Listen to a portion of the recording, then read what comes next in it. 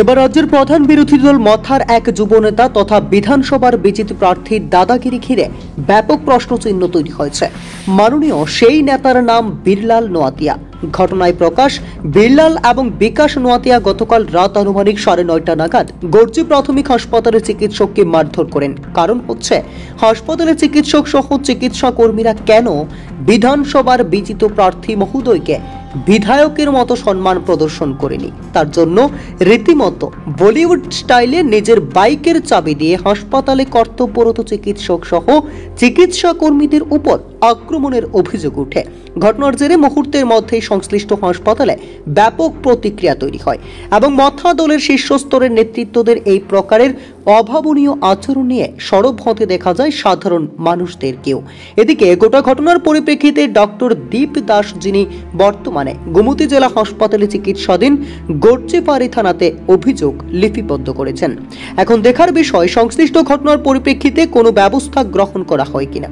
সে যাই হোক, ব্যবস্থা গ্রহণ হবে কিনা তা সময় বলবে। তবে যেভাবে স্বীকৃত বিরোধী রাজনৈতিক দলের অন্যতম শীর্ষস্তরের নেতৃত্বরা এভাবে চিকিৎসারত চিকিৎসকের উপর আক্রমণের রাস্তায় হাঁটলেন, তা নিশ্চিতভাবে ভাবার বিষয়।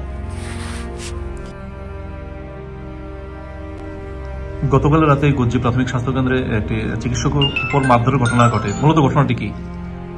গতকাল রাতে যতটুকু আমি শুনেছি, গতকাল রাতে আমি অন ডিউটি ছিলাম না, আমার নাইট অফ ছিল। তো এই পিএসসির যে সেকেন্ড মেডিকেল অফিসার যে আছেন, ওনার ডিউটি ছিল। অন ডিউটিতে রাত্রে 9:30 নাগাদ একজন পেশেন্ট আসে, ফিমেল পেশেন্ট, পেট ব্যথা কমপ্লেন নিয়ে। তো ওনার সাথে ওনার বাড়ির লোকও আসেন, কয়েকজন ফ্যামিলি মেম্বার। তো পেশেন্ট আসার সাথে সাথে সিস্টার অ্যাটেন্ড করে, ডাক্তারও পেশেন্টকে অ্যাটেন্ড করায়, যাই দরকারি ট্রিটমেন্ট শুরু করা হয়। এরপর হঠাৎ করে পেশেন্ট পার্টির মধ্যে একজন ডাক্তারবাবুকে বলেন যে পেশেন্টের কন্ডিশনের ব্যাপারে কিছু জানতে চান। তখন ডাক্তারবাবু বলেন, আপনি হাজব্যান্ডকে ডাকুন, আমি হাজব্যান্ডের সাথে কথা বলবো। এই কথা থেকে ওনাদের ভিতরে একটু অসন্তুষ্টতা শুরু হয় যে ডাক্তারবাবু কেন কথা বললেন না বা এই আসল বিষয়। তারপর ওনারা যে আমাদের যে sister duty room, doctor duty room যেখানে আমরা কাজ করি, ওইখানে চিকিৎসকের যে চেয়ার আছে ওইখানে বসেন। তো ওনাকে আবার বলা হয়েছে একটা ছেড়ে দিয়ে একটু পাশের একটা চেয়ারে বসার জন্য। ওইটার পর থেকেই তাদের মধ্যে বাকবিতণ্ডা শুরু হয়। এরপর তারা কতজন ছিল? তারা 4-5 জন ছিল। নাম জানা গেছে? নাম বলতে যে 2 জন তাদেরকে ডাক্তারবাবুকে শারীরিকভাবে আক্রমণ করে, ওদের নাম আমাদের স্টাফ, এখানে যে লোকাল স্টাফ আছে ওদের থেকে আমরা জানতে পেরেছি। নাম একজনের নাম বীরলাল নোয়াতিয়া, আরেকজনের নাম বিকাশ নোয়াতিয়া, উনি আমাদের লোকাল স্টাফ। এফআইআর করা হয়েছে? হ্যাঁ, করা হয়েছে। এখন তো গ্রেফতারের কোনো ঘটনা শুনেছেন আপনারা? না, এখনো এই ব্যাপারে আমাদের কাছে কোনো আপডেট নেই। কি বলবেন চিকিৎসকের উপর এই ধরনের আক্রমণের ঘটনা? কি বলবেন আপনি একজন চিকিৎসক হয়ে? না, এটা তো একদমই মানা যায় না। গর্জি পিএসসিতে আমরা 2 জনই ডাক্তার আছি, একজন ডক্টর সত্যদীপ দাস, আরেকজন আমি নিজে। তো অনেক সময় এখানে ম্যাক্সিমাম আমাদের ফিমেল স্টাফ, আমার জিডিএ, সুইপিং, তারপরে যে সিস্টার, সবই ফিমেল স্টাফ। তো অনেক সময় এমন হয়, আমার যেমন আজকে আমার ডিউটি, আমার সাথে আর 3 জন ফিমেল স্টাফ আছে, আমরা 4 জন মিলে নাইট ডিউটি করবো। ওই সময় যদি এই ধরনের আমাদের তাহলে তো আমরা 4 জনই খুব ইনসিকিউর ফিল করছি। আজকে রাতে ডিউটি করাতে আমার তো এখন নিতান্ত ভয়ই পাচ্ছি যে আজকে রাতে কি হবে না হবে, আমি কিভাবে এটাকে সামলাবো। এই জন্য আর কি আমাদের তেমন কোন নাইট গার্ডও নেই যে আমাদের রাত্রেবেলা আমাদের একটু সাহস দিতে পারে। ঘটনার পরবর্তী সময় পুলিশ কে এসেছিল? হ্যাঁ, পুলিশ এসেছে। কি বলেছে তারা? পুলিশ তো ওনাদেরকে ঘটনার সামাল দেওয়ার অনেক চেষ্টা করেছেন, ওনাদেরকে নিয়ে গেছেন। তারপর আজকে সকালবেলা কাগজ জমা দেওয়ার জন্য আমাকে বলেছে। তো ওই মোতাবেক আমি কাগজটা জমা দিয়েছি। যে চিকিৎসকের উপর মারধর করা হয়েছে, এই চিকিৎসক বর্তমানে কোথায় আছে? ব্যাপারী হাসপাতালে আছে। কি বলবেন এই বিষয়টা নিয়ে? গুরুতর আহত হয়েছেন উনি। আমরা এখন এসেছিলেন, ওনাকে আমরা দেখে গেছি। তো ওই ধরনের বর্বরচিত আক্রমণের নিন্দা জানাই।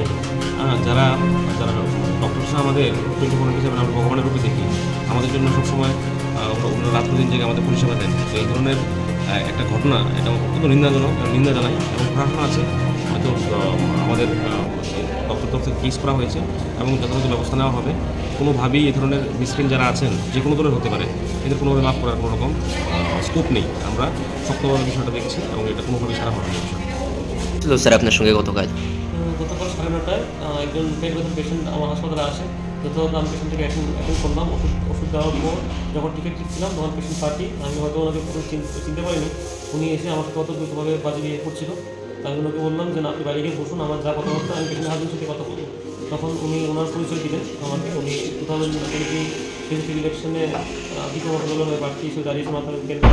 তো কেয়ারফুলি, যেহেতু আমি ওনাকে যতটা সম্মান দেয়নি, তো এই জন্য উনি আমাকে ওনার হাতে বাইকে চাবি দিয়ে আমার ঘাড়ে আঘাত করে, তার ফলে আমি লুটিয়ে পড়ে যাই। তখন সাথে আমার যে আরেকজন ডাক্তারবাবু আছেন, উনি কটা থেকে ধরে আসেন, ইউনিভার্সিটি ট্রিটমেন্ট করার পর আমাকে ডিস্ট্রিক্ট হাসপাতালে পাঠিয়ে দেয়।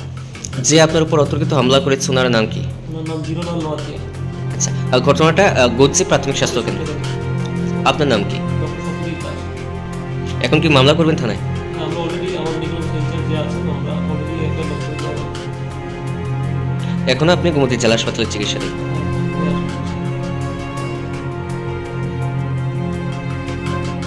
Bureau report, planet Tripura news.